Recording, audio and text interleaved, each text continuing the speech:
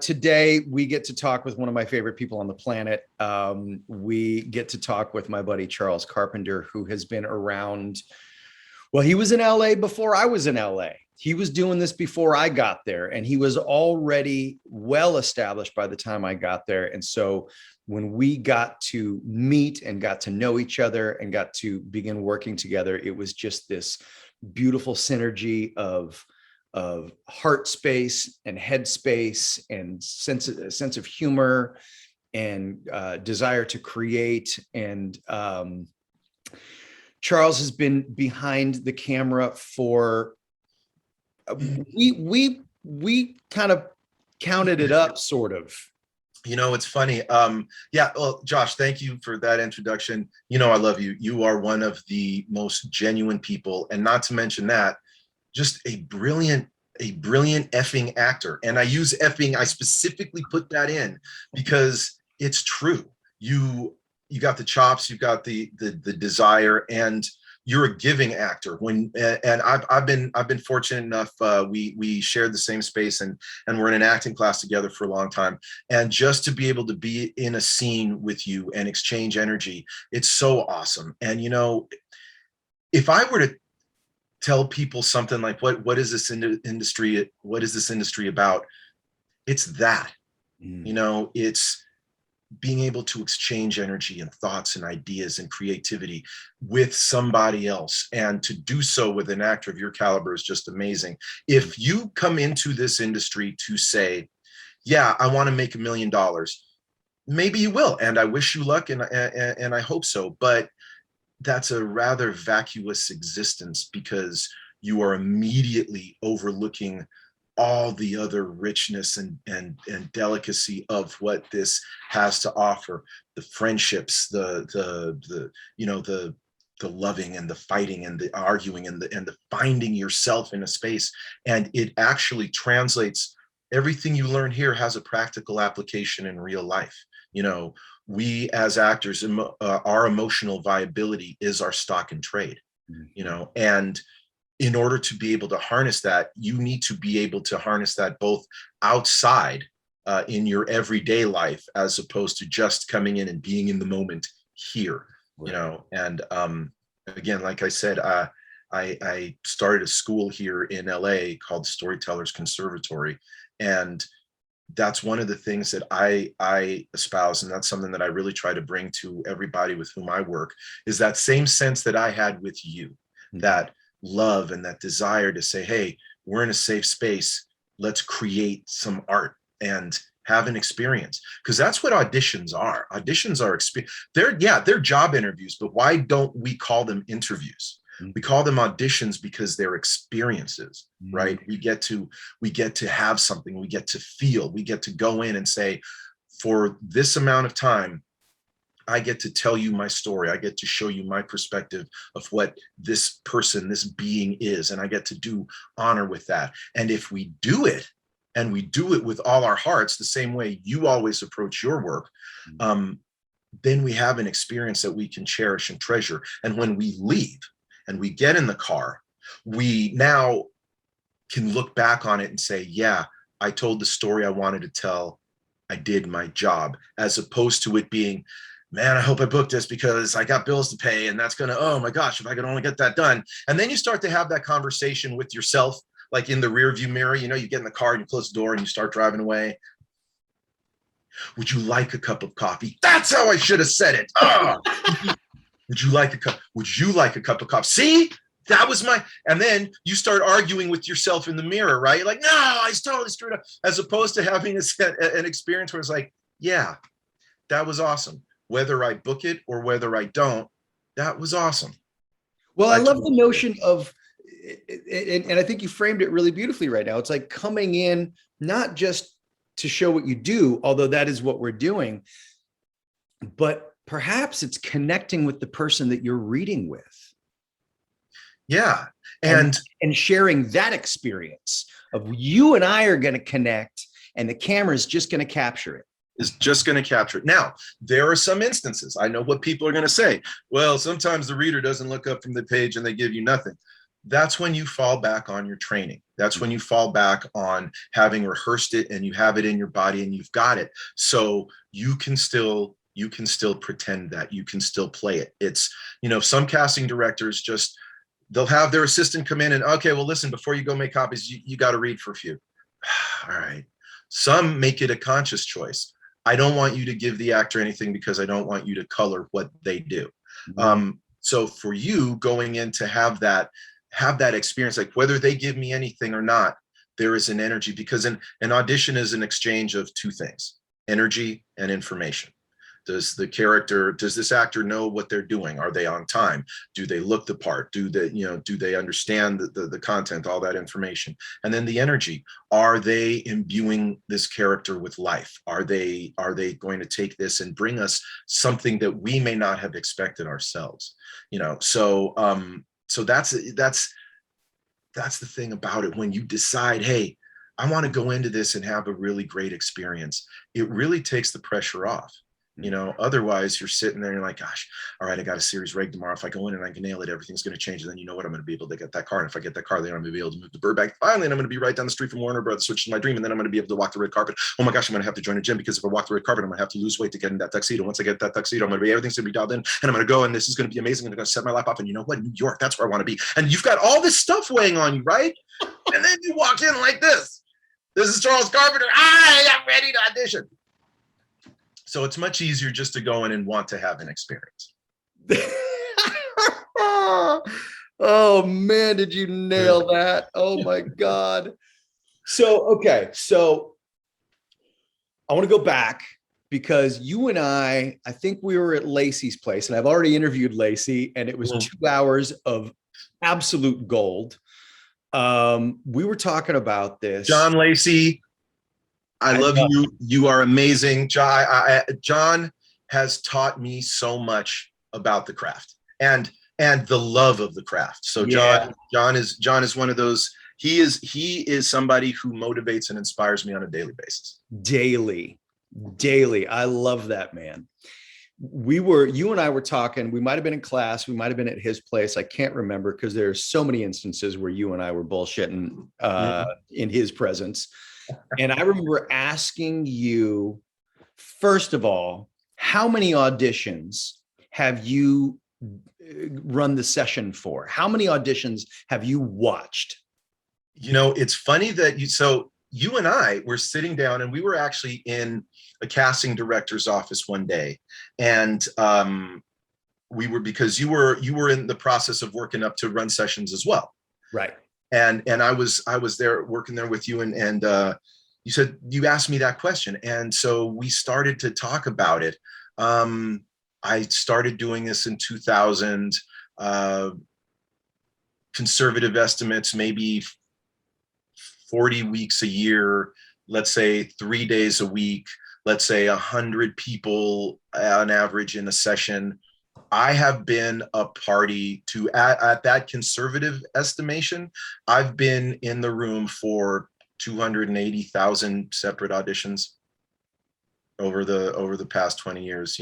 Some years more work than others. Some years more people come in. It really depends, both commercially and theatrically. I've run sessions for both, and now some of those people are repeat customers, right? But sure. 280,000 individual auditions. And so for those of you who don't know, what a session director does is either commercially or theatrically.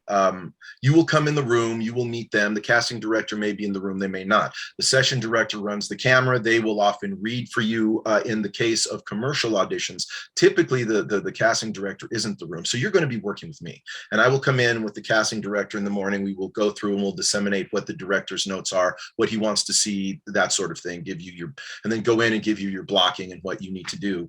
And set those wheels in motion, and then give you a redirect if we have the time to do it. So I've directed that many auditions over the years, and I gotta tell you, I loved every moment of it. There were some aspects of the job that were kind of but sure. Working with actors, loved every moment of it. What blows me away is that to a conservative estimate is that you have sat and watched 250,000 auditions. 250,000 auditions. So you are on the front lines of seeing what works, what doesn't, who works, who doesn't, and most importantly, why. Yes. And now, again, that isn't one person at a time, mind you. There are groups that come in there. So I'm just, but again, like looking over the days and the numbers and just extrapolating that, about 240 to 280,000. Yeah.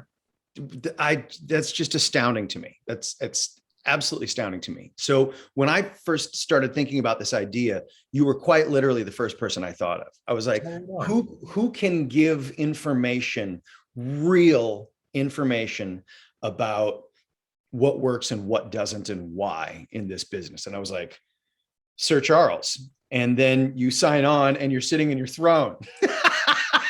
One does what one can. Breathe me in. I am excellence personified. But you are. That's the thing. Is that you know, your excellence in character, your excellence in love, your excellence in creativity, your excellence in a desire to connect, your excellence in a desire to tell the story. You write. You are what belt are you on and what degree? I mean, you're a martial artist who I want to always be on my side. I hold a 3rd degree black belt in a form of Kung Fu called Pyongan Do-Wan, which translates to peaceful mind way. Very mind way. Yeah, very street applicable system. It's ironic the techniques utilized, but you need to have a peaceful mind to be able to have those skills and not have to use them. And it keeps the fat off my ass, which my wife loves. So that is important. That is important. So we'll get into your acting in a little bit here as well, but yeah. I because there's plenty to get into there as well. When it comes to running a session, you see how people prep in the waiting room. You see how people prep in their slates. You see how people approach this thing. What works, what doesn't? I mean, I know that's a huge question. So maybe I'll just, you take over, you tell me what you want us to know. It is a big question. I will answer it with one word and then kind of go from there. And that's specificity. You gotta be specific. And in that specificity, you're going to find the simple things that work. And here's what I mean by that. It's important for you to simply prepare. Sometimes for auditions, commercial auditions, you show up and you don't get the sides until you walk in the room. Okay, I understand that.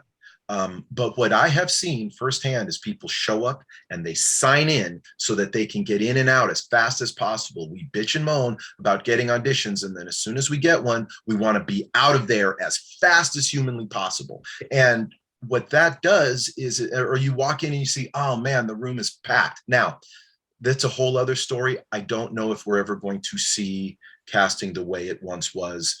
Maybe we have time to get into that today. Maybe we don't. But typically in the past, you would walk in, you would see a room full of people, and then you just sign in really quickly because you don't want somebody else to best your position. You want to get out of there as fast as you can. But oftentimes what happens is you do that in lieu of taking the time to grab the copy and make it an art form.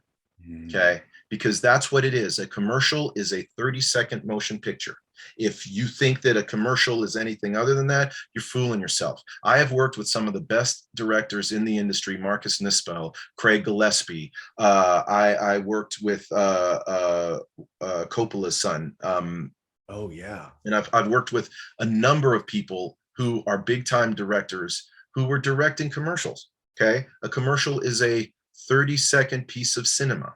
Now, the writing is not always, it's not going to be Sorkin that you're getting all the time. I'll tell you that. But you know what? If you require great writing to be a great actor, you're not a great actor. I'm sorry. Wow, that was blistering. And that's the bottom line. So yeah, it's going to sound antiseptic. It's going to sound robotic. It's going to sound whatever it is, but that's your job, to make lemonade out of those lemons. Okay. And not all copy written for commercials, we'll say specifically, is well written. Not a lot of stuff was well written for TV and film either, but we do what we got to do, right? So coming in and preparing and giving you the opportunity to familiarize yourself with the piece. Now, let's just take commercials, say, okay? You come in, you have the time to look everything over. In every commercial, there is one moment that can be uniquely you. Whatever that is, it's a smile, it's a laugh, it's a look with your eyes, it's something. Find that moment, just one, because you are not the star of the commercial. Okay, the product is the star of the commercial. You are the star of the story, and that's completely different. And the story in every commercial is exactly the same. And I'll tell you what the story is right now. My life was crap. And then I got the new iPhone XL, and now my life is awesome. My life was crap. I got the product. I got the service. I got the help. My life is awesome. That's the story. You're the star of the story. But the iPhone, that's the star of the commercial. So you highlight that, and in that you can find your moment, whatever that is. Other things to see. A lot of times people will walk in the room and they will try to, here's one, a button at the end of a scene. Okay. Always have a button ready. Always have a button in the chamber, and always have more than one. You can come in and you do take one and you have the best button in the history of the world, and people stop and they say, "Nary have I heard such an excellent example of the English dialect spoken as that moment." And then you do that same thing again and they think, "Oh, no, that's all he had." Yeah. So always have a different button. Different take, different button. 6 words or less if you can do it. That's why I call it a button, not a zipper. It's to the point. Boom, button it. Get on. Also, don't make yourself look good at the detriment of your fellow actors. Because a lot of times we're like, okay, yeah, you can play with it a little bit. You can improv. We couldn't say improv because then you'd have to get paid for it, right? So we'd say, make it your own. Okay, so yeah, you can make it your own. You can riff a little bit at the end. Yeah, I have seen more often than not a great audition get ruined because the actors didn't realize that they were not the star of the commercial. They were the star of the story, and the commercial is the product, and a product doesn't want to be highlighted by somebody who makes somebody else look bad. So you've got all this cool stuff going on in the commercial. It's funny, it's well written, it's witty, and then you riff a little bit, and you always riff at the other person's expense. You put them down, you castigate them a little bit, and it just becomes very limiting. Find a way. If you want to be self-deprecating, make fun of yourself. That always works. Make fun of yourself. Don't make fun of the other person, because it's easy, it's low-hanging fruit, and it doesn't pay off. It very rarely pays off. Also, what is another key? Know yourself. Know what your type is. John Lacy always said, be able to explain your essence in a couple, 3 words, right? Mm-hmm. I know mine over the years because this is where I'm cast. I'm the vulnerable hero. I understand that. I'm the firefighter that will go into the house to save the baby girl, and then I'll come out and then I'll cry because my partner didn't make it out, right? I understand that. Can I play the villain? Sure, we all can do things, but how are people going to perceive you until such time as you have built a body of work to where they can say, okay, he is solid on all these levels and in all these genres. Let's cast him out of type, right? So that's another thing. Simplicity, keep it simple, keep it subtle. Oftentimes when we're training, we train in the theater, and in the theater, I must make sure that in the back of the room, they can hear me. So I speak from my diaphragm. I fill my chest with life-giving air. I emote. I project so that you know. Look at me as I gaze intently toward the horizon. What is he thinking? But the back of the room for us is right here. Right. I'm right here. And in a play, and look, I'm not disparaging plays. I love plays. Plays are beautiful. They're awesome. That's art at its highest form. But when you go to a play, if I wanted to stare at your feet, Josh, in a play, yeah, he's got sexy dogs. I'm looking at them all night. I'm riding those dogs for the rest of the play. I don't even know if he has a face. Like, that's your choice. You can look at whatever you want. You can look at the scenery, the backdrop, or whatever. In front of the camera compels us to be right here. If it's a close-up, we're here. If it's mead, it's here. If you rack focus, you have that. So the camera controls the narrative, and you have to understand that. And subtlety is the best policy. It allows you, because we are a very savvy viewing audience from the time that we can sit up now, you know, you go into Chili's, because I'm a very highbrow restaurateur. You go into Chili's and you look over at the table next to you, and they've got those little video monitor panels right there with the kids. Can't stand it. Whole other topic for a whole other day. But now you've got kids zoning out at age not even 1. So I say that to say, we know what we're looking for. We are a savvy viewing audience. So you don't have to try to make us believe you're hurt. Just allow yourself, give yourself the permission to be hurt. We'll see it.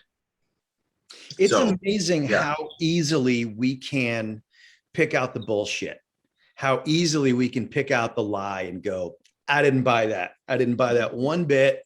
They were in their head.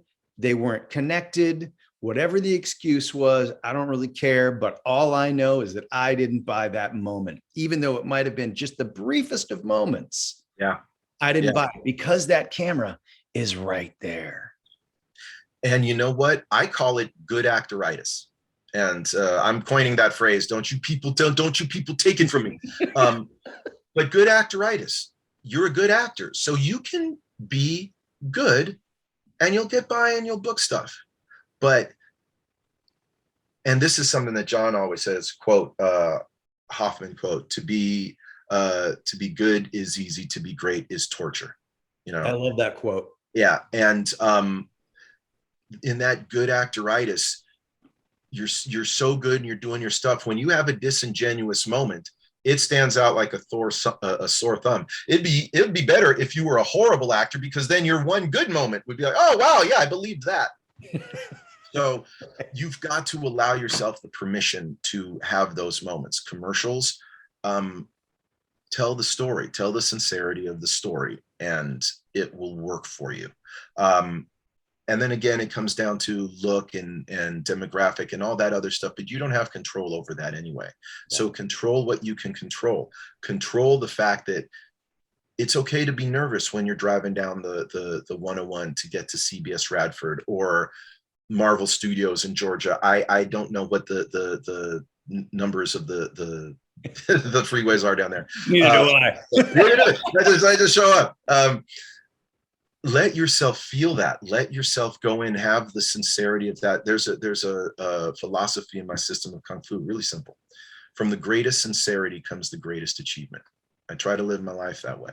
And that is something that I espouse to my children.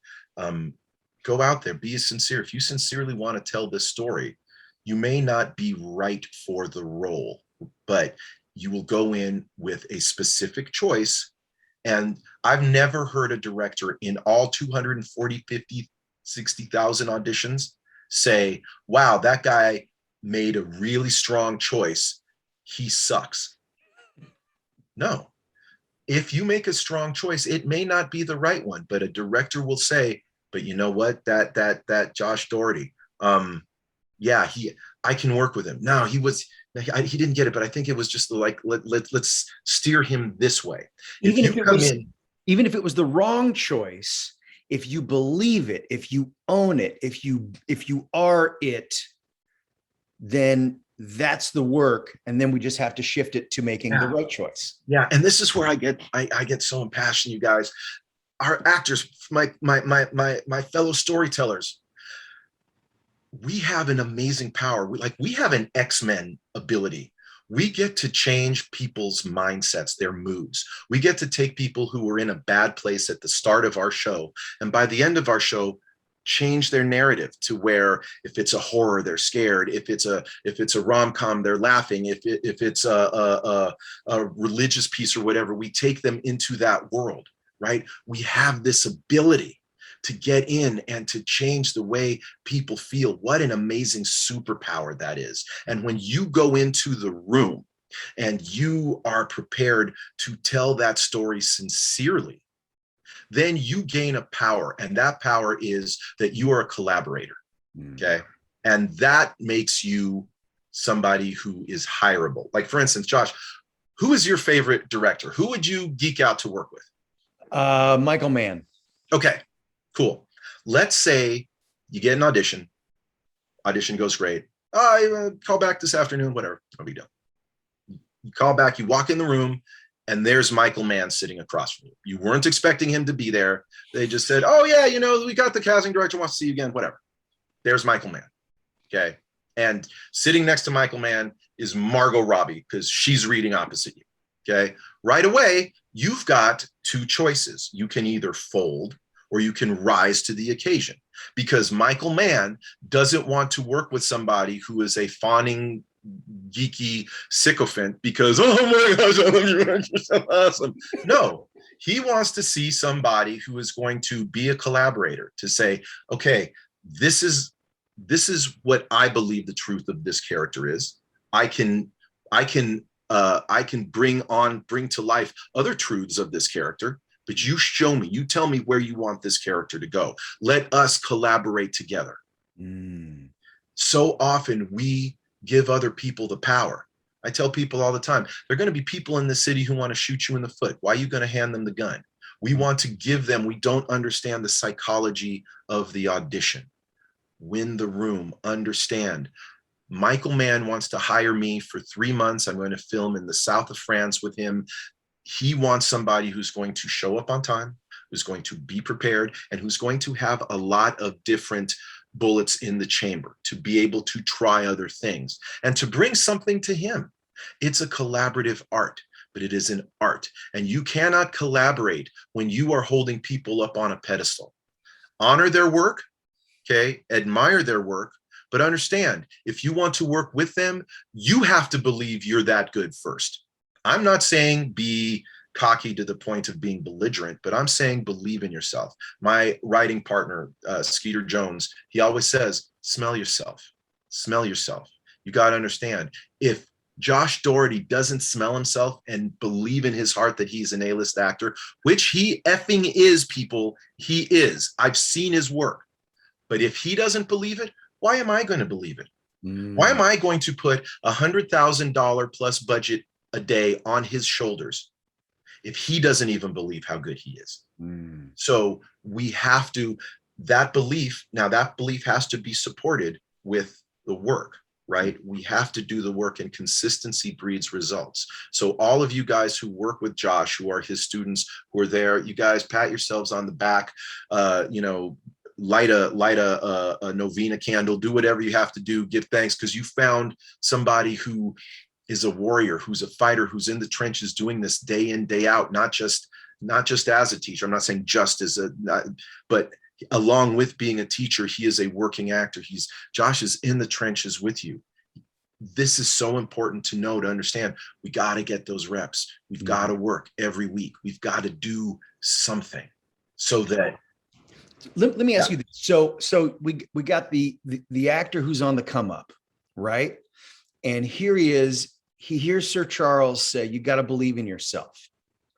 At what point do we make that switch? Because we come into it, if we're new to the business, if we're new to this craft, this art, this science, if we're new to it, we have to be able to go, I'm an idiot. I don't know what I'm doing. I'm here to learn. At what point does that person go, okay, I've got a handful of rounds in the chamber. I've got a toolbox that's pretty well full. Now I feel like I can contribute something of meaning to somebody else's project. Now I think I can bring this person to life. Because we don't want the person to show up and be like, I'm the greatest that ever was. And it's like, yeah, but you've only done high school theater. Yeah, and that's true. And that's what leads me back to what we were saying at the beginning of the conversation. How do you prepare yourself for an audition? How do you take that and use that in real life? You know, in anything you do, yeah, when you're a novice, you have to understand, I don't know the things that I don't know. I am just starting off here, you know, but that's why you've got to get the consistency. You've got to get the reps. And that doesn't mean I'm going to go to acting class one day a week, and then I'm not going to act anymore until I go back to acting class one day. It's amazing to me, because if you were a pianist, if you only practiced the piano on the days you had a piano lesson, it would take you 5 years to learn how to do chopsticks. And yet, and yet, as actors, we feel like the only time we can act is when we're in class. And we don't do it outside of class. One of the things that I try to work with my students to let them know is, I want acting to become a part of your social fabric. I want it to be what you do. And you can start easily enough. Read aloud 10 minutes a day.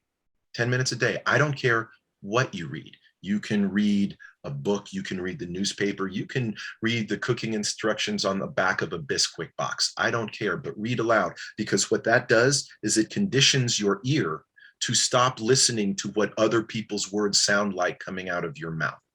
10 minutes a day. And I will share this with you guys, the same thing I shared with my kids. We all have 10 minutes a day, everybody, because you know what? Everybody poops. We all have time. We all have 10 minutes that we can dedicate to this. And that 10 minutes starts to build and starts to add more. And you start to, again, it's like in martial arts, you throw a jab, it's awkward, it's weird, it's stiff. But after a while, it gets looser. It gets looser. You get more confident with it. You start to move around a little bit, you know, and then before you know it, you realize, hey, I can throw a good jab now. I can do this. Let me start working on this. So it doesn't take a day or a week or a month or a year, and it could take a day.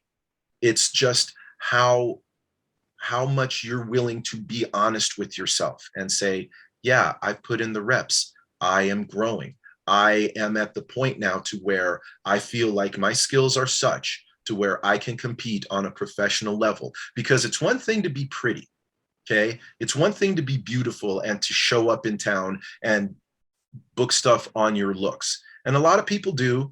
Those careers tend to be a bit fleeting. But if you're beautiful and you say, hey, I need some substance behind this, then you are head and shoulders above where a lot of other people are. Look, this is an industry where it is aesthetic strengths help, right? But they in and of themselves do not tell the story alone. It requires you to be able to confidently say, yeah, I can do that. Like in Storytellers Conservatory, in my school, we break things down by genre, single cam drama, multi-cam comedy, single cam comedy. We make sure in our curriculum that a student goes through all those so that you know, okay, I can say now you've passed our drama portion. Any dramatic piece, be it a feature film or an hour episodic, whatever it is, you can handle. Multicam, different skin, different set of skills. You gotta understand that. Single cam, kind of a blend of both, right? That's that blended table wine. You gotta understand comedy. You gotta understand how to bring a character to life. So it's in doing the work. It's in saying, yeah, I have this knowledge base now. You know, I have this knowledge base. I can do this. In anything you do, it's about allowing yourself that comforture to say, I put in the work. Because here's the thing, Josh, and then I'll shut up because I talk a lot. Please don't. A pro will have a bad audition. We all do. We all have. I can tell you some whopper stories that'll make you laugh, make you cry. A pro will have a bad audition and will look at that audition and say, okay, what did I do wrong? What did I do in the room? What did I do before the room that I wasn't ready to get in there and do my work? An amateur will say, oh, that was horrible. I don't even want to look at it anymore. I don't want to think about it. I just want to move on.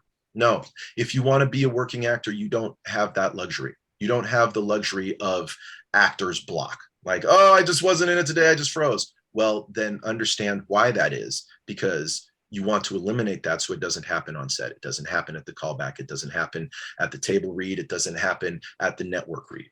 You know, a lot of people will say, hey, I've got an audition on Friday for this movie. I'm really excited about it. I'm going to use the next 48 hours, just cram and get it ready. It's not the next 48 hours that are going to book you that part. It's the last 6 months that are going to book you that part. What did you do for the last 6 months? Did you just go to acting class 1 day a week and that's the only time you read? Or did you make it part of your social fabric? Did you get together with a group of your buddies, a rehearsal network, and say, hey, I've got some sides. You want to get together? Once we're done with this to a degree, our state of the world, and we're able to get back and interact more comfortably, I'm going to start having cold read parties. And I'm going to put out just a bunch of sides. And I'm going to say it's potluck. You can bring over whatever you want. Bourbon and vodka is preferred, but you can bring over food too. And we're just going to get together and we're going to hang out and we're going to talk. And then we'll have some drinks and laugh and randomly grab some sides and just go off for a few minutes and just come back and just play with it, just to play with it, not to critique, not to just for us to get in the habit of playing. How many times, Josh, have you been at a party where all of a sudden a drum circle starts, somebody pulls out a guitar, somebody else grabs a violin, they start, all of a sudden there's music. We are artists of the same caliber. It's just instead of musical notes, our stock and trade, our commodity is words and emotion. So we could just as easily get up and perform a soliloquy.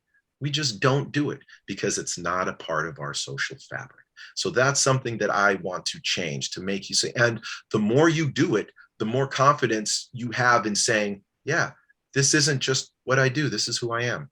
I'm good enough. I'm at that level. Michael Mann, look out. I love that comparison because growing up a hippie kid, as I did, there was always a guitar around. There was always somebody who had a djembe or a conga or some sort of something that created a beat or a sound, a tone, a pitch, whatever, and it brings people together. And I love this idea of a night of reading through a script or a night of handing out those sides and going, see what you can come up with, have fun, doing it just for the joy of doing it, as opposed to, oh, I'm going to take this and I'm going to use it and I'm going to maybe, and that's great if it does, but do it because you can't not do it. Yeah, well said, Josh. Do it because you can't not do it. Listen, if you go in, and this is another thing, you asked what works, right? Don't go in to book the job. Go in to tell the story. Go in to honor the writing. Go in to honor the character. Go in to honor yourself. But don't go in to book the job, and here's why. You may not. And then you failed. If you say, I'm going in to book this job and that's it and it's mine, and for whatever reason they say, oh, you know what? We've decided that we are now going to go with a Polynesian woman for this role. Well, neither one of us is getting that role. But if my success is predicated upon me booking it and I don't, then by virtue of every law of logic, I have failed. But if my goal is to say, you know what? I'm going to go in and tell the best story that I can, to tell the story I want to tell, to use this craft and this art. If I can do that, I've won. And then you leave and you can look in the rearview mirror and you say, hey, guy, you did it.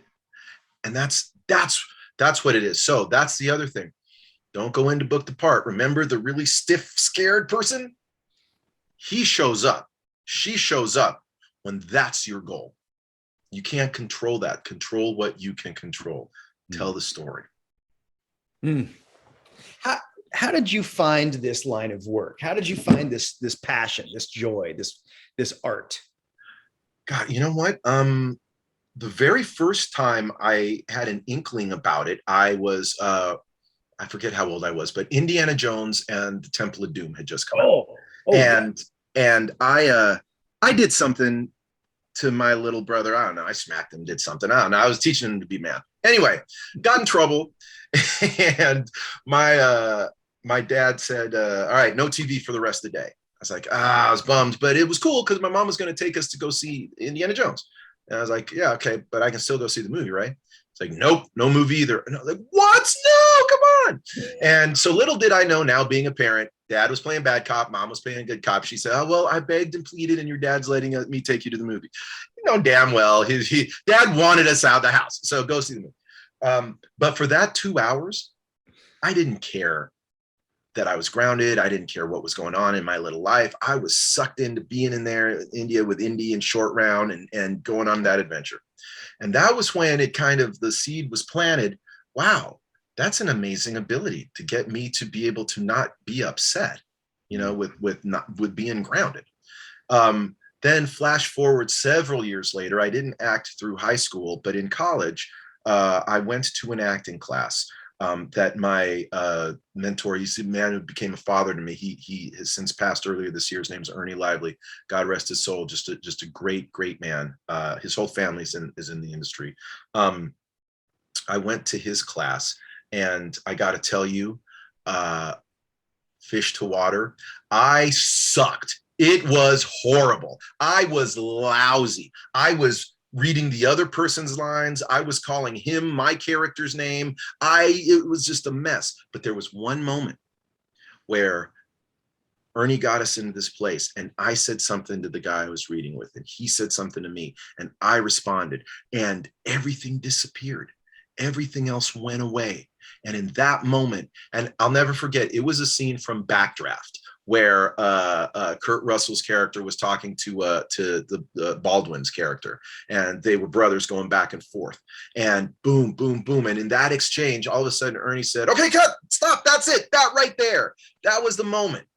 And that was the moment where I said, wow, that's what I want to do. And for that moment, everything else disappeared. There were no lights, there were no people in the crowd, there was nothing else. And it was a very sincere moment. And that's what has drawn me to this, to find that sincerity. And in running sessions, to be there sincerely for other actors so that they can find their moments. I want to create a space of safety. And that's one of the reasons why I wrote with Skeeter Jones the novels that I've written. Here's our symbol, shieldofdestiny.com, everybody, for all your epic fantasy needs. So there's my shameless plug. But when I was a kid, I was bullied viciously. And tell you why. My cranium has always been this size. My body has fortunately grown into it over the years. So now it looks like it relatively matches, right? But so you've got this big head on this little skinny body, and I was not an athlete, and I had big horn rim glasses that made my eyes look like this, and I had buck teeth and an overbite, and I was a mouth breather. And so I'd breathe like this.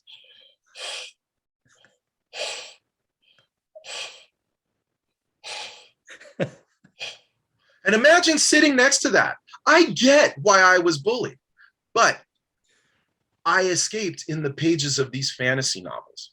And the characters in those novels didn't care that I was a nerdy, dorky person who had no shred of athletic ability, that I was just nice.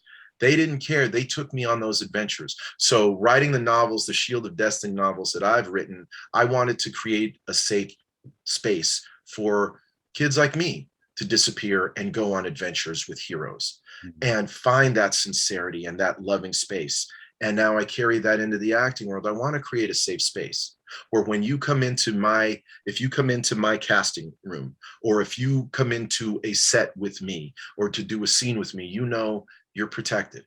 I've got you because I sincerely want you to feel comfortable, because if you feel comfortable, you're going to do great work. You're going to uplift me. I'm going to uplift you. That's the whole purpose of what we're doing at Storytellers Conservatory. I know that's the purpose of what you're doing with Door D Creative. I know that, to be sincere in what we do.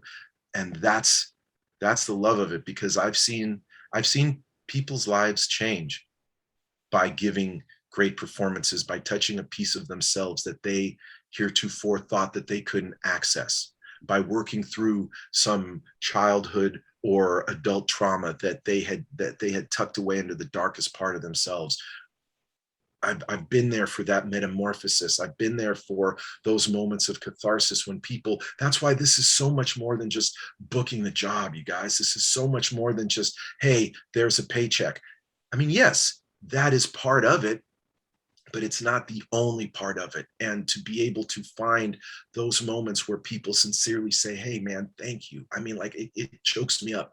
And I feel so blessed, you know, to be able, I'm so grateful to be able to have been a part, even in the most minute instances of that transformation and that growth. That's why I love to do this, man. That's why. I think so many people, those actors on the come up, and this is the thing I love about you, Charles, is that there's no bullshit in you. There is not an ounce of bullshit in you. Oh, there's plenty of bullshit. Not right now, there isn't. And when it comes down to matters of the heart, you are one of the most connected men I've ever met. And it's one of the things that I absolutely love about you. But your openness too. I think a lot of actors on the come up don't realize that they are real human beings with their own traumas and their own dreams and their own desires, who are running that session, who are casting this project, who are directing this project, who are producing this project, people who have grown up in all manner of different circumstances, who now find themselves in a position to raise millions of dollars because they want to tell this story. And I think because we don't have that awareness of shared humanity, that we create this distance and we create this idea of a magic bullet, of a hack, of all I have to do is figure out this one thing and I'll start booking. And what it is real human beings connecting with each other. You know, Michael Mann is not looking for somebody who has the hack, but somebody who breeds real viscera, real emotion, real trauma. Well said. Into these characters. And the idea that we are in the business of not just telling the story, but breathing those traumas into these characters, because we don't watch stories, we don't watch TV or film to see a bunch of people who have all their shit together. No. We go to watch people who are flawed, people who have issues that they're fighting against internally while they're fighting the dragon, or while they're fighting big corporate America, or while they're fighting big government, or whatever it is they're fighting. It's that real life pain that we bring to it that allows the average viewer to go, I get that. Look, I'm with you. Superman is awesome. Lasers out of his eyes, flies through the air, lifts stuff, nothing hurts him. But Clark is the one we're drawn to, right? Because Superman's awesome, but that's something that you can't attain. Clark is. It's so interesting to see Superman try to fit Superman in a little human box. You know, that's what his struggles are, what make it interesting. The good special effects make the fights awesome, but if you don't care for Clark, you care for Superman. You know, he's just got a cool suit. You know, they just found the right color palette. You know, that's it. And that's what acting is.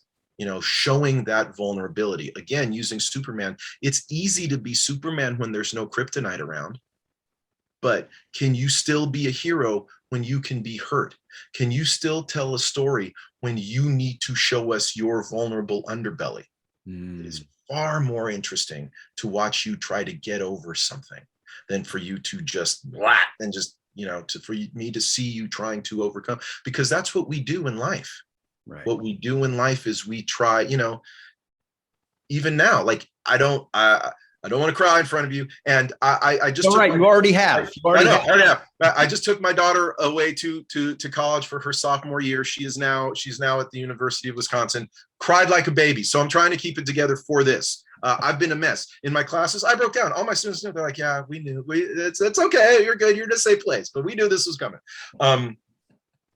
But it's more interesting for you to see somebody who has vulnerability and can still have that, overcome that, to show that strength. That is an interesting story to tell, you know. That makes it that. Why do you think the Terminator in the first movie was the bad guy?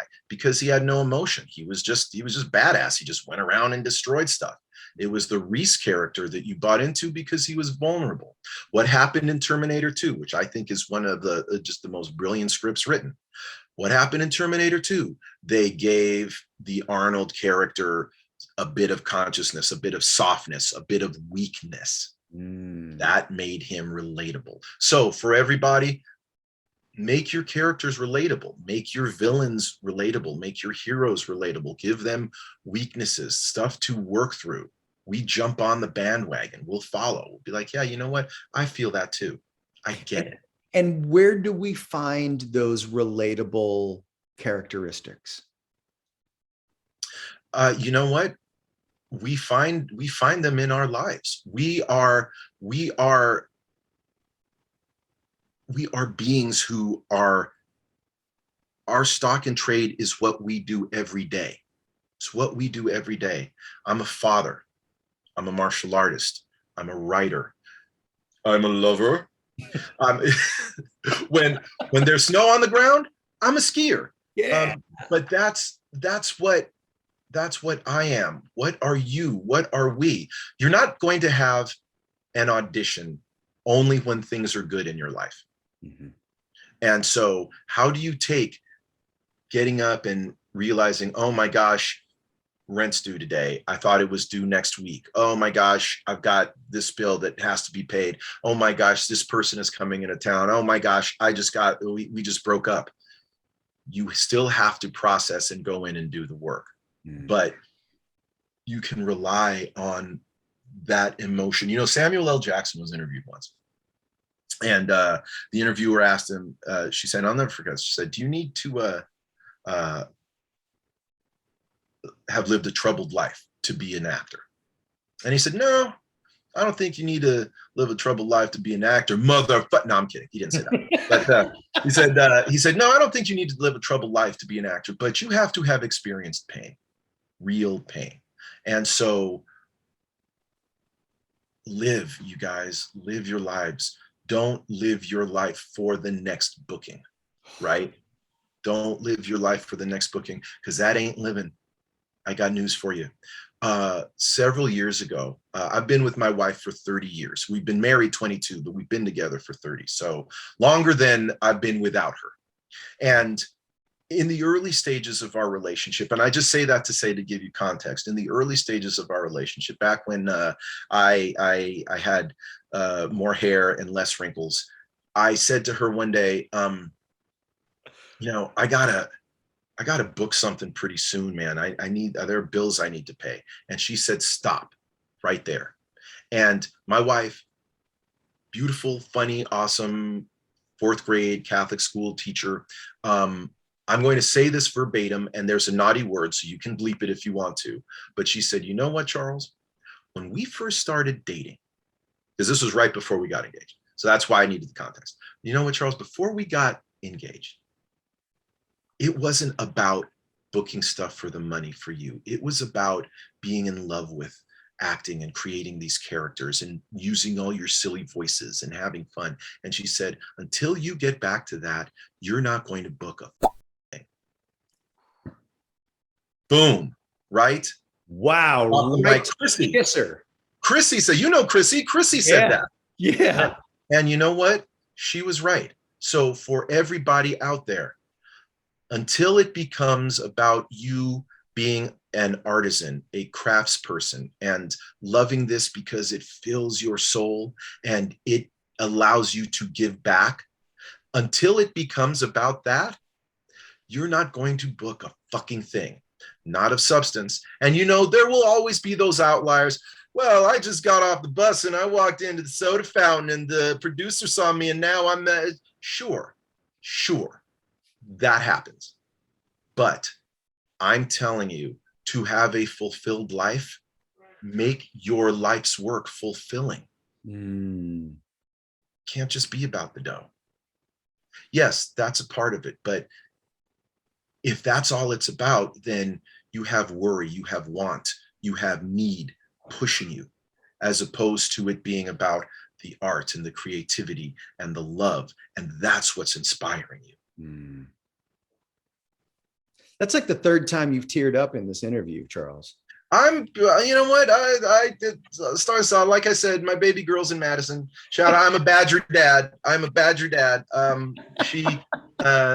Baby girl, she got I'm gonna brag on her. She got Posse scholarship, a full ride academic scholarship. Yeah. So I'm very proud of her. And so I'm in an emotional state, but you know what? That's cool. We are emotional beings. So own it. We I don't care. By the way, I also don't want to hear any more about gray hair or wrinkles, you son of a. Hey, I haven't seen a wrinkle on you ever, and I don't see any gray hair. As opposed to, come on, are you kidding me? Look at this. Come on. Get in there. It's right. Look at this. Come on. There's salt all over this pepper. Yeah. You want to compare salt? Oh, and PSA for everybody. I am drinking water. I've had kidney stones. Everybody, drink your water. Okay. Ooh. It's important. And floss after every meal. That has nothing to do with kidney stones. That's just that's just being kind to the people around you. Oh, kidney stones. God, I've heard about no, thank you. That's a nightmare. Nothing to do with this conversation, but just now you know how my mind works. It just pops off in places. Hey, let me ask you a weird question. I love weird questions. Any learning disabilities? No. The biggest problem I had growing up was that I never fit in. I and honestly, because on my dad's side, I'm Black and I believe Scottish from the slave owners. The paperwork kind of got messed up around time of slavery. They didn't do tons of tracking outside of getting the slave to market. Right. And on my mom's side, I'm Spanish from Leon, Spain, and Mexican Native American, a tribe called the Purepecha. And so I never quite fit in. With, like, my Black friends would make fun of the Latino kids, and my Latino friends would make fun of the Black kids, and little did they know they were all making fun of me. I grew up in a neighborhood that was predominantly white and Asian, so I never quite fit in anywhere. So if there was a disability that I think has shown me a lot in terms of patience and understanding, it's that I never fit in any one place. And I think maybe that's what makes acting appeal to me, because I don't have to be myself, because I really don't know who I am. It's easier just like, oh, this is who this person is. Okay, we can explore them that way, so no, not of which I'm aware. Although you should talk to Chrissy about that, because she can give you a slew of shit that I probably don't do right. I'm probably all over the spectrum. I don't know. Nobody's told me. Well, it's such a common thing for us, but I think the most common thing is exactly what you just said, that you didn't feel like you fit in anywhere. I know that's true for everybody I've ever interviewed. That is the one consistent thing, is that nobody ever felt at home in their groups, whatever their groups were, if they had a group. I never felt like the cock of the rock when I walked into the room, whatever that room might be. And that's so funny to me, because you have this energy when you walk into a room, it lights it up. There are people, and this is something else to know, you guys, that feeds into what works and what doesn't. Energy. We are beings of energy. Josh, when you walk into a room, instantly we know you're there. Instantly, it's a wave of positivity. It's a wave of love. It's a wave of honesty that comes in. On the same token, and this relates to our industry conversation, right? When you walk into a room desperate, it weighs on you. The air becomes thicker. The room becomes heavier. It weighs down. And if you think that I'm lying, then you need to reevaluate what line of work you want to be in. Because if you can't feel it, then you're not feeling. Because you walk in, somebody who's desperate, it smells. It's like bad armpit. It's just like, woo, yeah, that's pungent. There's pungent desperation in the room. So how do we eliminate that? We don't go in trying to book the job. We go in to tell the story. We go to class consistently. We work on our skills. We come in having done our due diligence, having prepared. The next 2 days aren't going to matter at all in your booking of the part. Mm-hmm. It's the last 6 months. What have you done to get here? So that the next 2 days aren't stressful. They're just the next 2 days. Oh, I would have been reading sides anyway. Oh, I would have been playing voices with my kids anyhow. Oh, I would have been a big dork jumping around my backyard in my underwear with my wooden katana anyway. Let's keep that between us. But these are the things that I would have done. Can you have Chrissy take some video the next time you're in the backyard in your underwear, waving around a katana? I want to post that.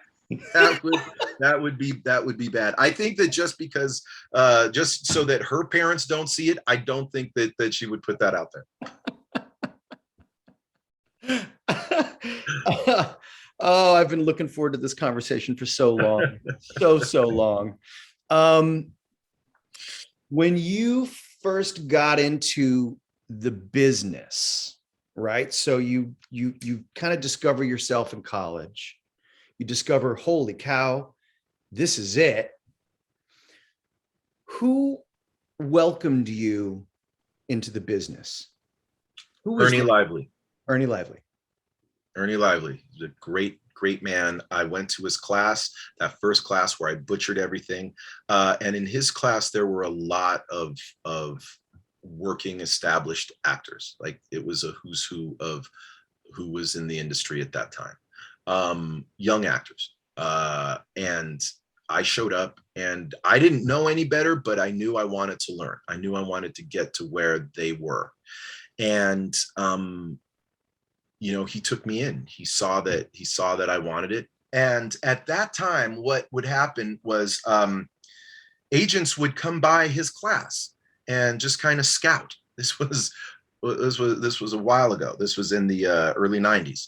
And I talked to a couple people and they said, well, Charles, listen, yeah, I mean, you got a good look or whatever, but do you have any special skills? Like, do you speak Spanish or anything or another language? It's like, yeah, I speak Spanish fluently. And they're like, oh, you do? And that got them to say, okay, we'll send you out on something. My very first audition was for a show called Saved by the Bell. And I booked said very first audition. And I was like, okay, here we go. And then things kind of went on. But yeah, it was Ernie and the Lively family, Robin and Lori Lynn and Jason and Eric and Blake. And, they were just, everybody was really welcoming. Eric, his wife, Elaine, everybody was really sweet. And that kind of set the stage for me. Wow. What did you have to find out the hard way? Gosh, what haven't I found out the hard way?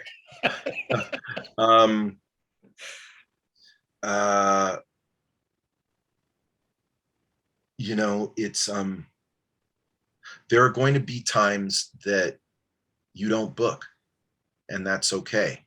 And it isn't an indictment on your acting ability. It's just, you weren't right for that role.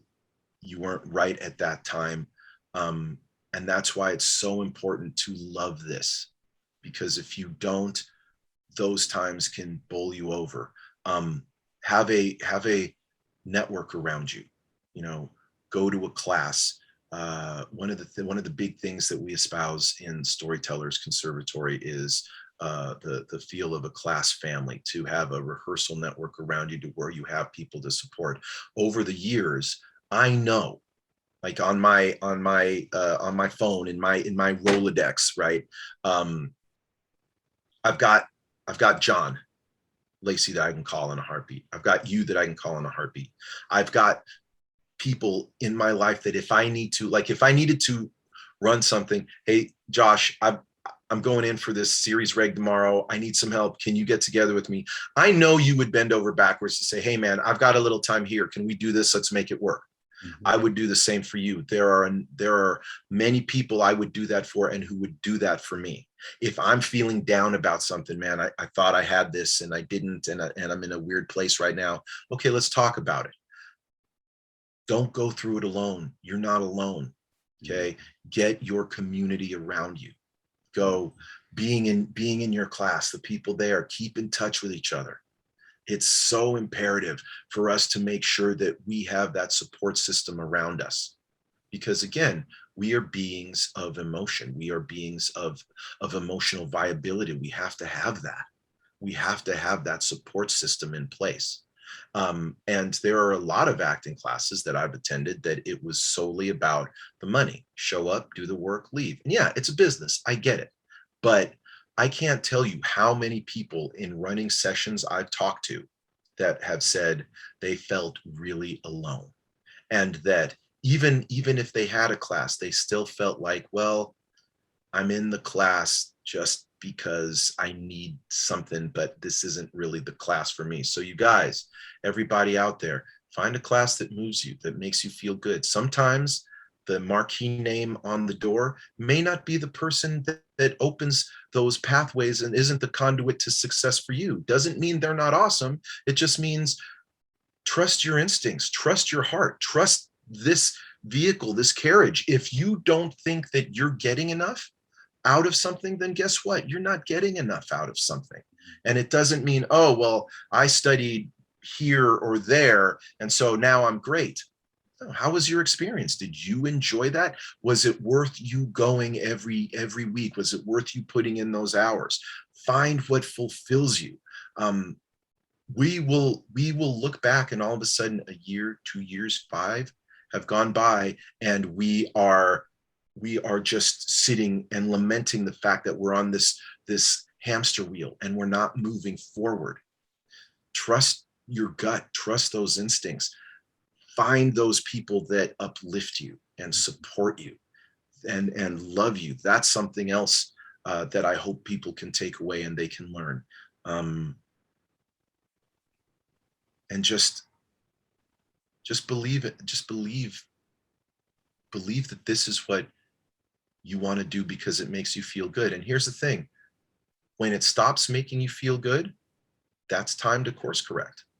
Don't do something just because that's all you've done. Otherwise, you're living in a fixed mindset. It's not a growth mindset. So you're never going to do anything else. If this doesn't feel right, change things up. That might jog it back in. A lot of times people will, oh, I got to book this. I got to book this. I got to book this. If it ain't working for you now, stop saying it like that. You know, start saying, I got to have fun. I got to have fun. I got to have fun. I got to have fun. We are what we think. We are what we think we are. You know, if you think, and that's again why I say, if you think you are an A-list actor, if you think you have A-list talent, then put in the A-list effort.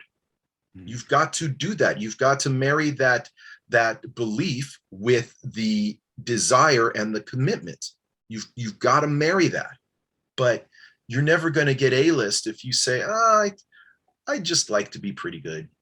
Cool, great. Then you are a hobbyist. And let us understand that too. And there's nothing wrong with that. But I'm not going to talk bullshit to you. If you only want to be pretty good, then you're a hobbyist and you can still enjoy it and you can still have a lot of fun and you can still make a lot of breakthroughs. And maybe we'll revisit it in a year and you say, hey, you know what? Now I'm ready to move forward. It's never an all or nothing thing, but just be clear on what you want and who you are, because a lot of people will try to convince you otherwise. God, ain't that the truth? Yeah. It's a I tell my students out here, this is a heartbreaking business. So we have to find the love in it for ourselves. We've got to, and we have to give that love to those around us. You know, oh, this is the perfect role for you, Charles. He's a Black Mexican martial artist who has 2 kids who gain superpowers. Oh, awesome. Check off all the boxes. Yeah. You don't even get a call back for that, right? What happened? So you've got to be able to say, it's about the love. It's about saying, you know what, I didn't get the call back, whatever, but I did my work. I went in and I told the story to the best of my ability. I told the story I wanted to tell. If we can embrace that, just universally, our attitudes, our energies are going to pick up 100-fold, because now we're not chasing, we're not chasing this elusive creature called the booking. Now we're just enjoying the process. It's part of who we are, because I can't not do this. It's made me a better man. It's made me a better husband, a more loving father, a more conscientious steward of our world. To be able to look inward and find that intrinsic truth and bring it out, and to touch those layers that we may not be asked to in our normal everyday life. But when you take on a character who has suffered some horrible trauma or is going through an ordeal, there's a lot that's required of you. There's a lot to look at, to say, hey, where am I? And those experiences carry with us, man. Those experiences shape the fabric of who we ultimately become. And so there's so much more to being a storyteller. There's so much more to this craft of acting than just saying the words right. Oh, brother, you hashtag pure gold, man. I mean, truly, it really, yes. What do you, I know a lot of people get into this headspace about being competitive and being aware of their competition. What are your thoughts on the notion of competition and the notion of the competitive nature as it pertains to what we do? I will give you an example from the casting world, and it actually has to do with you. It was a day we were casting, and I don't know what the product was. I think it was some sort of a digital, like, computer sort of something or other. And it was, this was way back at 2050 South Bundy. Oh, Lord. Yeah. West Side. Remember that? That's how long we've known each other. God, yeah. Yeah. Wow. Okay. So yeah. that's a blast from the past. Nobody out here, if you don't know it, you don't know it. But those who do are the older cats who've been in the game for a while. Yeah. So we were there. I was running the session, and you were one of the people that they wanted to come in, right? Another person that they had read before you got there, because I remember you were a same day call, so you had to get there. One of the other people before was an actor who was on a show. And so I don't think you saw him at all. I think that he'd left way before you got there. But I saw what he did, what his presence did to the people who came after him, and it discombobulated them. Okay. And I got news for you. He wasn't any good. Now, I'm not saying he's a bad actor. He's not. He was a great actor. He wasn't any good in this role. He wasn't prepared. He was a little full of himself. He didn't take it seriously. He just kind of went in, and it was more like he was glad handing people and, look, just give me the role, I'll be good on the day sort of vibe, right? But here's the thing. The people outside didn't know that. The people outside didn't know that he came in and didn't do a good job. So because they were competing with the ghost of him, who they thought he was, they took themselves out of the game. Okay. There was another instance where there was a guy who was sitting out in the lobby, another established actor. He came in and he completely melted down in the room. He just was like, it wasn't, we all have those days. He just couldn't get it. He was discombobulated, and we all saw it. So I don't know what it was in his head, but again, everybody else was like, they were comparing themselves to that person. Why? There's a philosophy that I have that it's not mine, but again, from my system of Kung Fu. Train only to master yourself.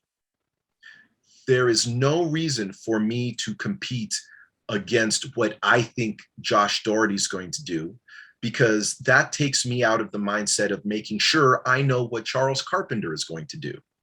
Josh can go in, dance a jig, do a backflip, do a couple cartwheels, get a turkey dinner put together. He can do all that stuff in the room. I can't do those things. So I can only control what I can control. Look, it's good to be competitive, right? It's good to say, hey, yeah, we're going to do this. But ultimately, I have to bring this character to life. And my character isn't competing with somebody else. That isn't it. If I'm busy competing with everybody else in the lobby, I'm not spending time doing justice to my character. Now if the character is in a competition, I don't know, maybe you can use that to fuel your fire, but it's still, you're not competing with somebody else in that way. Bring the truth of your life into the room, because you guys don't know. You don't know what those names, you don't know what those faces, you don't know what those people are going to do in the room. You think they are going to walk in and it was just like, geez, Olivier, what the hell? Wow, that was, whoo, we got it, everybody. But it may not be that at all. And a lot of times, again, I've seen a number of people, a lot of times it isn't. It isn't. You've got somebody who is on a hit dramatic TV show come in to try to do some quirky bit of dialogue in a commercial, or vice versa, or you're in the lobby for going in for the dramatic piece, and you see this guy who was on Cheers for 11 years, and you think, oh, he's going to blow him away, and they don't. They don't. But you've already shot yourself in the foot, because you're competing with his ghost. You don't know what he's doing in there, or she, you pick your pronoun. So don't. Why are you competing with them?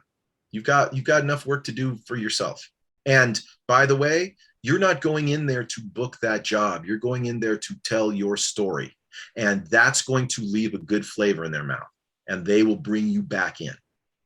So what happened when I showed up? Did I book it? Yes, you did. Yes, you did.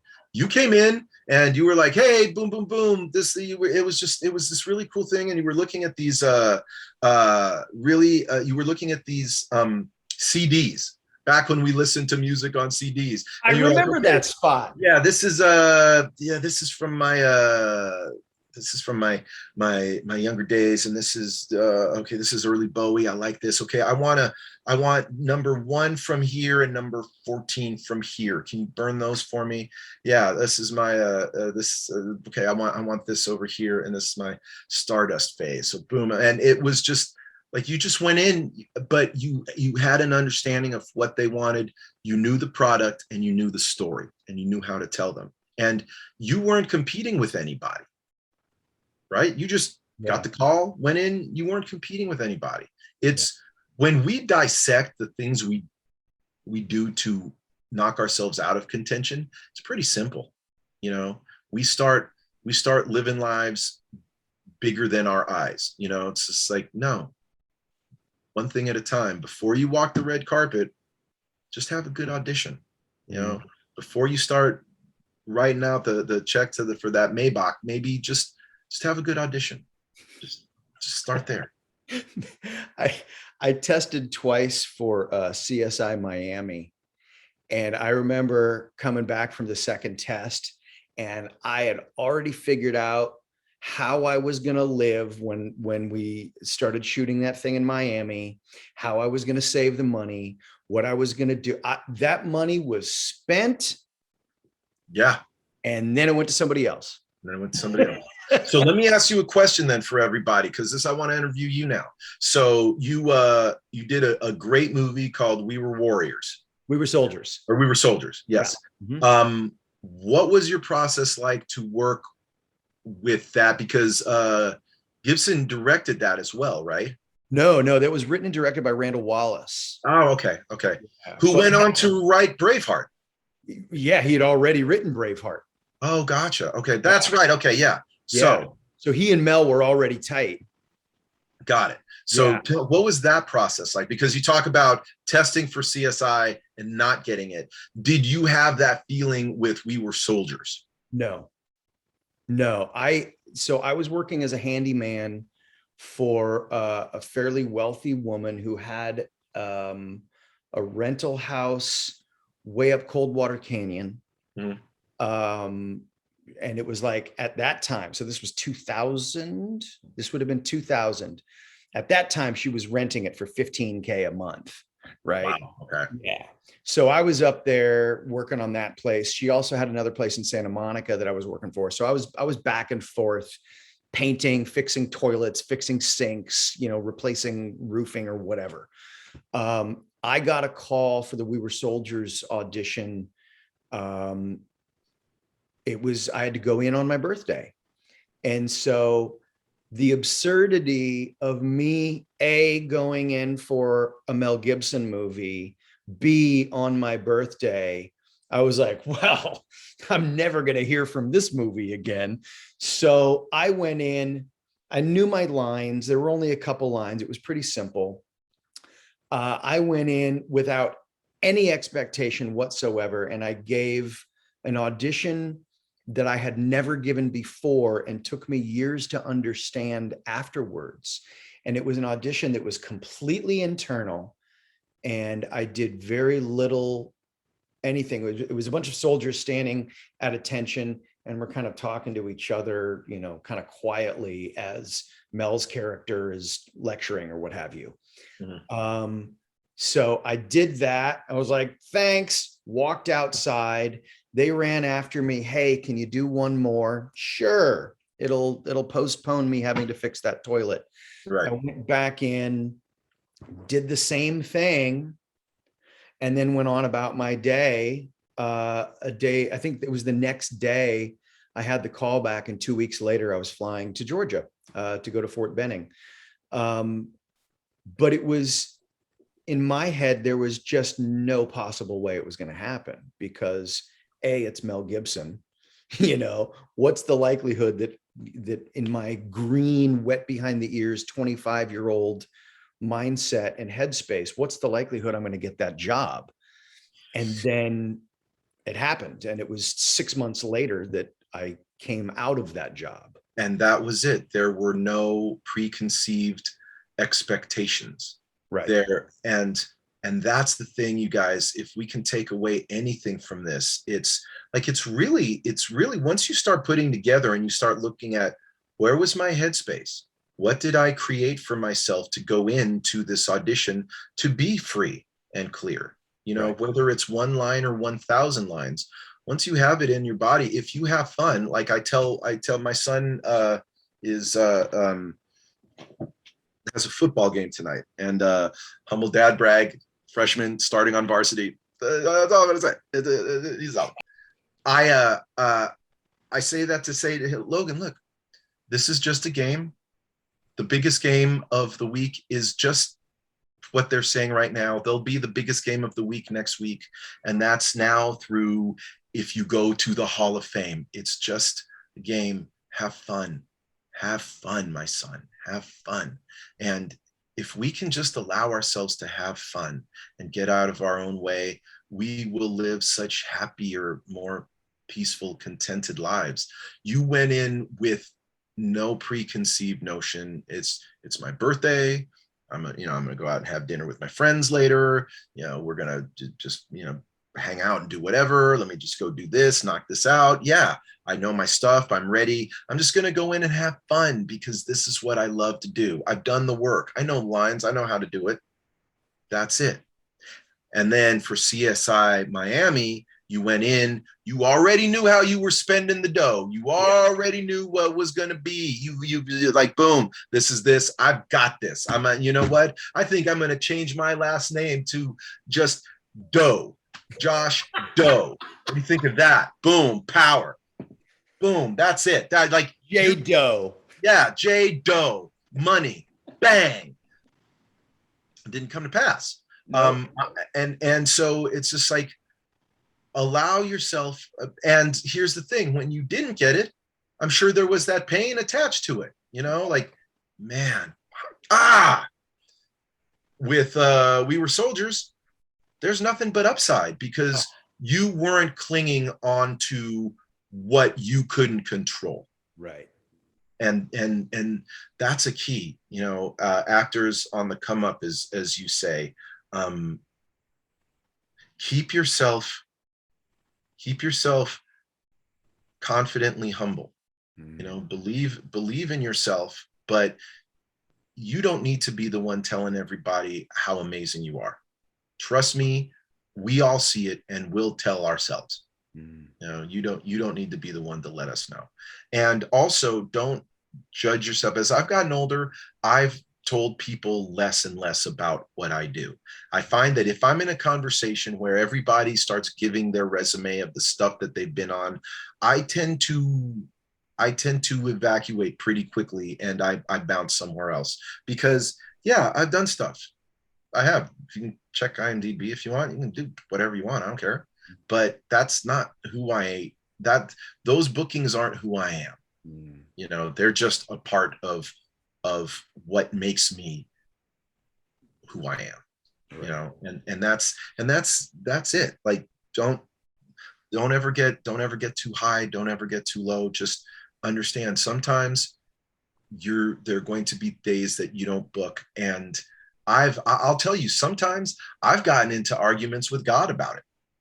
You know, been like, why, you know that I have the kids and we need to do this, and this is this, and I begged and I pleaded, and I'm a good person, and I tithe and all that. And don't waste your time doing that. Set your sights, set your intentions, work to do the work. You know, just work to tell a good story, and everything will take care of itself. And it won't look the way you think it should, but it will be in the right place for you. But again, it is all predicated upon doing the work, getting those workouts in, having your rehearsal network with you, having a great teacher like Josh there to help you out and guide you along your path, to get people around you who are like-minded, who will uplift you, because we got to live in our lives every day.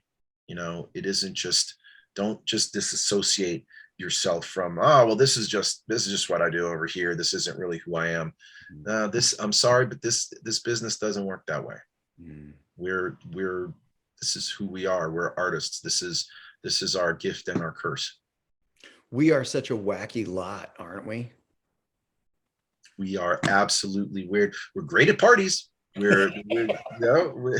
We are, but this is it. If you want to deal with people who are much more logical and number crunching, go hang out with a bunch of accountants. I'm sure they rage in their own way. They just don't speak my language, which is cool. Yeah, absolutely. Yeah.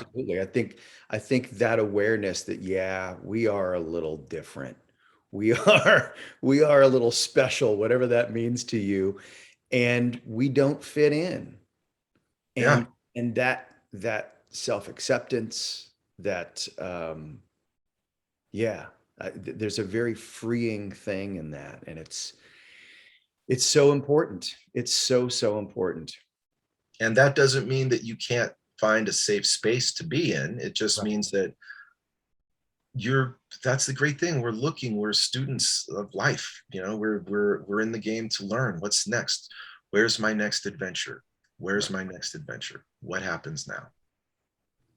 Well, I know what has to happen for you right now. You've got to get out of here, and because my alarm just went off. Yes, it is 1:43 here. I have to go pick up my beautiful wife. Go do it. Brother, I cannot thank you Hey, enough brother. for taking your time out of your day and talking with me and talking with us and sharing this incredible wealth of knowledge and wisdom, man. You have so much wisdom that is just so heartening and is going to be so helpful to so many. And Well, I love you dearly, and you know that, and I always have, and I always will. And I just thank you, and I can't wait to get you out here to teach a workshop. I can't either. We gotta hook up and make that happen. Josh, from the bottom of my heart, I love you. I always have. You are not only a brilliant storyteller and performer, but you are one of the most special, kind, wonderful souls. You are a light in this world, and people are so much better for having your energy around. So thank you, my brother, from the bottom of my heart. I just, it was great to be able to have an hour and a half just to catch up with you. Yeah, yeah. Let's do it again. Please give Chris a big hug. I will give Ash my love, and we'll talk soon. I love you, brother. Be well. Love you, brother. Cheers.